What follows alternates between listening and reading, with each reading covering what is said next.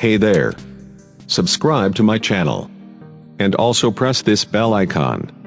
So you never miss any new updates, cause whenever we upload new video you will get a notification on your phone. नमस्कार, सिने आजकल news में आप सभी का स्वागत है। मैं हूं आपके साथ साक्षी वर्मा। चलिए शुरुआत करते हैं कुछ खास खबरों से। ऑन टाइम वर्ल्ड मीडिया द्वारा पूरे देश में टैलेंट की खोज टीवी शो होने जा रहा है, जिसके ऑडिशन मेरठ के बाद अब नोएडा सेक्टर 63 इन्फिनिटी स्टूडियो में 15 जुलाई 2018 को होंगे। इस ऑडिशन में डांस, सिंगिंग, एक्टिंग, कॉमेडी के ऑडिशन लिए जाएंगे। ऑडिशन के बाद सेमीफाइनल 15 सितंबर दिल्ली में होगा और फाइनल अक्टूबर में मुंबई में होगा। इस शो का media partner CM India TV रहेगा। शो के विनर को 1 लाख रुपए, सेकंड आने वाले को 51,000 रुपए, थर्ड आने वाले को 21,000 रुपए दिए जाएंगे। ऑडिशन के लिए हमें कॉल करें 9654005426। 2 दिन पहले ही आपातकाल के 43 साल पूरे हुए हैं, जिस पर कबीर के इस मंच से पीएम मोदी ने कांग्रेस पर निशाना साधा। इतना ही नहीं, इशारों में पीएम मोदी ने महागठबंधन को भी आड़े हाथों ले लिया। उन्होंने कहा कि सत्ता का लालच ऐसा है कि आपातकाल लगाने वाले और आपातकाल का विरोध करने वाले आज कंधे से कंधा मिलाकर कुर्सी झपटने में लगे हैं। ये सिर्फ अपने परिवारों के हितों के लिए चिंतित हैं। गांधी परिवार पर हमला करते हुए पीएम मोदी ने कबीर की बातों का उदाहरण देते हुए कहा कि कबीर शासक के रूप में भगवान राम की बातें करते थे, लेकिन आज के समय में कई परिवार खुद को जनता का भाग्य विधाता समझते हैं। प्रधानमंत्री मोदी यूपी के संत कबीर की नगरी संत कबीर नगर पहुंचे। घर पहुंचकर उन्होंने सबसे पहले कबीर को नमन किया, उनकी समाधि पर चादर भी चढ़ाई। आपको बता दें कि आज कबीर का 620वां प्रकट्य दिवस है। पीएम मोदी ने यहां कबीर अकादमी के मॉडल का भी दौरा करके संत कबीर अकादमी की आधारशिला रखी। पीएम मोदी के साथ यूपी के मुख्यमंत्री योगी आदित्यनाथ भी मौजूद रहे। इसके बाद पीएम मोदी ने यहाँ की जनसभा को संबोधित किया। राजनीतिक लाभ उठाने वाले रणदीप सुरजेवाला के बयान पर केंद्रीय मंत्री मुख्तार अब्बास नकवी ने पलटवार किया है। उन्होंने कहा कि सर्जिकल स्ट्राइक पहले भी होती रही है, अभी भी हुई है, हमें भी मालूम है। इस पर कांग्रेस पार्टी को ज्ञान देने की जरूरत नहीं है। जो लोग सर्जिकल स्ट्राइक पर सवाल खड़े कर रहे हैं, उन्हें अपने दिमाग के दरवाजे खोल लेने चाहिए। बीजेपी द्वारा रॉबर्ट वाड्रा के जरिए राहुल गांधी पर हमला किए जाने के बाद कांग्रेस ने पलटवार किया है। उन्होंने कहा कि नीरव मोदी, ललित मोदी, विजय माल्या और मेहुल चोकसी के मामलों से ध्यान भटकाने के लिए मोदी सरकार वाड्रा पर आरोप लगा रही है। पार्टी ने यह भी दावा किया कि नरेंद्र मोदी सरकार ने आयकर विभाग पर दबाव बनाया है, जिसका नतीजा है कि वाड्रा को आयकर विभाग की ओर से नोटिस जारी किया गया है।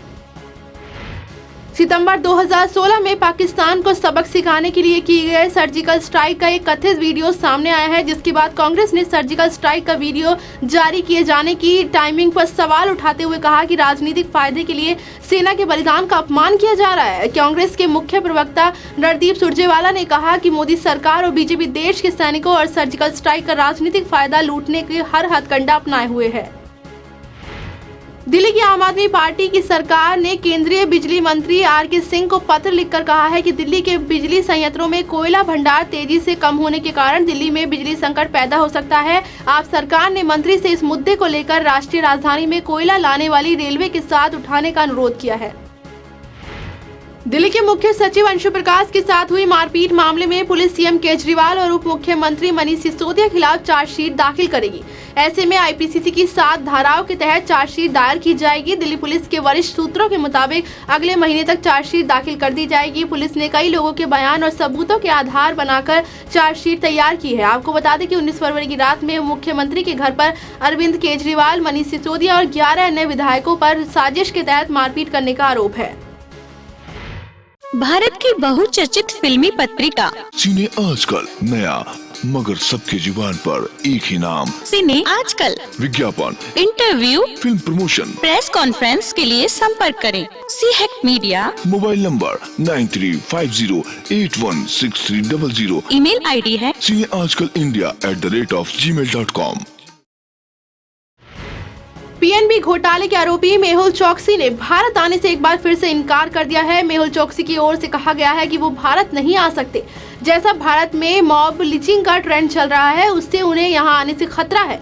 आपको बता दें कि इससे पहले चोकसी ने सीबीआई की विशेष अदालत में अपने खिलाफ जारी गैर जमानती वारंट को रद्द करने की याचिका दायर की है। प्रधानमंत्री नरेंद्र मोदी के जीवन की कहानी अब पर्दे पर दिखाई देगी। उनकी बायोपिक का निर्माण किया जा रहा है। मोदी की भूमिका ख्यात कलाकार और सांसद परेश रावल निभाएंगे। जानकारी के अनुसार फिल्म की स्क्रिप्ट फाइनल हो चुकी है और कास्टिंग का काम भी पूरा हो गया है। लीड रोल के लिए परेश रावल का नाम तय है। हाल ही में परेश रावल ने कहा कि ये रोल मुझसे और कोई नहीं छीन सकता। मुझे भरोसा है कि आप सबको मेरा काम पसंद आएगा। बिहार के पूर्व डिप्टी सीएम तेजस्वी यादव ने राज्य के वर्तमान डिप्टी सीएम सुशील मोदी पर घोटाले के गंभीर आरोप लगाए हैं। तेजस्वी ने सृजन घोटाले से जुड़े कई ट्वीट्स किए हैं, जिसके पहले ट्वीट में उन्होंने कहा है कि डिप्टी सीएम सुशील मोदी की बहन रेखा और भतीजी उर्वशी को इस घोटाले के तहत सीधा फायदा पहुंचाया गया है। अमेरिकी सुप्रीम कोर्ट ने राष्ट्रपति डोनाल्ड ट्रंप द्वारा कुछ देशों पर लगाए गए यात्रा प्रतिबंध को जायज ठहराया और उन दावों को खारिज कर दिया कि मुस्लिमों के साथ भेदभाव करने वाला है। यात्रा प्रतिबंध के दायरे में आने वाले अधिकतर मुस्लिम देश हैं। फैसले को ट्रंप प्रशासन की ओर बड़ी जीत माना जा रहा है। ट्रंप ने ट्वीट कर इसकी जानकारी देते हुए अपना रिएक्शन वाव लिखकर जाहिर किया है। केंद्र सरकार ने देश में सरकारी बैंकों के सामने खड़ी नॉन परफॉर्मिंग असेट्स की समस्या को निपटाने की नई कवायद शुरू कर दी है। साल की शुरुआत में बैंकों को एनपीए से मुक्त कराने के लिए जनवरी में केंद्र सरकार ने 2.1 लाख करोड़ रुपए के रिकैपिटलाइजेशन प्रोग्राम को मंजूरी दे दी है। वहीं अब सर्वाधिक एनपीए अनुपात वाले आईडीबीआई बैंक को देश की सबसे बड़ी इंश्योरेंस कंपनी एलआईसी के हवाले करने की तैयारी की गई है। बॉलीवुड अभिनेत्री प्रियंका चोपड़ा हर दिन अपनी नई उपलब्धि को लेकर चर्चाओं में रहती है। मिस वर्ल्ड बॉलीवुड अभिनेत्री से लेकर इंटरनेशनल स्टार बनने तक का सफर तय कर चुकी प्रियंका ने अब अपनी हॉटनेस के चलते एक नया मुकाम हासिल कर लिया है। दरअसल मैगजीन की ओर से प्रियंका को hottest women on the planet का टाइटल दिया गया है। मैगजीन जून 2018 के एडिशन के कवर पेज का प्रियंका चोपड़ा बेहद हॉट अवतार में छाई हुई हैं।